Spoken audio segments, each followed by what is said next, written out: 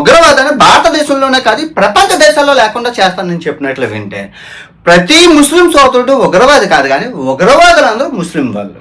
Okay, 100 బుక్కులు చదివిన వాడు డాక్టర్ అయ్యాడు, కానీ ఒకే ఒక బుక్ చదవడం వల్ల ఆడు తీవ్రవాదం వైపు అడుగు వేశాడు, అదే ఖురాన్.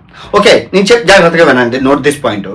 ఇప్పుడు ఒక 10 మంది మానసిక వైద్య నిపుణులు ఆయన దగ్గరికి వెళ్ళి ఈ డాక్టర్ని విచారించి అసలు ఇంత చదివి మనుషుల ప్రాణాలు కాపాడాల్సిన ఈ డాక్టర్లు ఉగ్రవాదం వైపు ఎందుకు అడుగులేశాడు అనేది డీకోడ్ చేస్తే గనక ప్రాబ్లం సాల్వ్ అయిపోతుంది.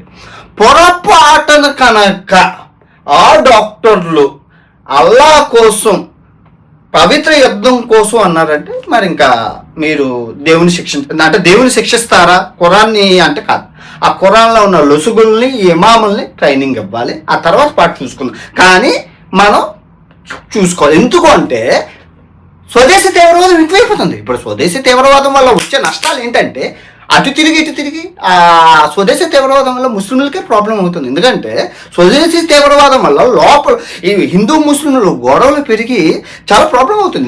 ఎందుకు డీకోడ్ చేయాలని విషయం అంటే ఈ డాక్టర్లు భారతదేశం మీద ద్వేషాన్ని పెంచుకున్నారా లేదా అంటే మతం మీద ద్వేషం హిందూ మతం మీద ద్వేషం పెంచుకున్నారా అనేది డీకోడ్ చేయాల్సి వస్తుంది.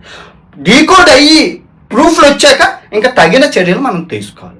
ఎందుకంటే ఎలా పెంచుకుంటూ పోతే స్వదేశీ పైన తీవ్రవాదాన్ని రక్షణ వ్యవస్థ చూసుకుంటే స్వదేశీ తీవ్రవాదం ఇంట్లో ఉన్న తీవ్రవాదాన్ని ఇంట్లో ఉన్న శత్రువులను ఎలా మనం నశింప చేసుకోవాలబ్బా? మొత్తం దేశం సర్వనాశనం అయిపోతుంది. జాగ్రత్తగా ఉండండి. చాలా దేశాలు తిరిగిన వాడిగా దూరదృష్టి కలిగిన వాడిగా చెప్తున్నాను, చాలా ప్రమాదం స్వదేశీ తీవ్రవాదంతో.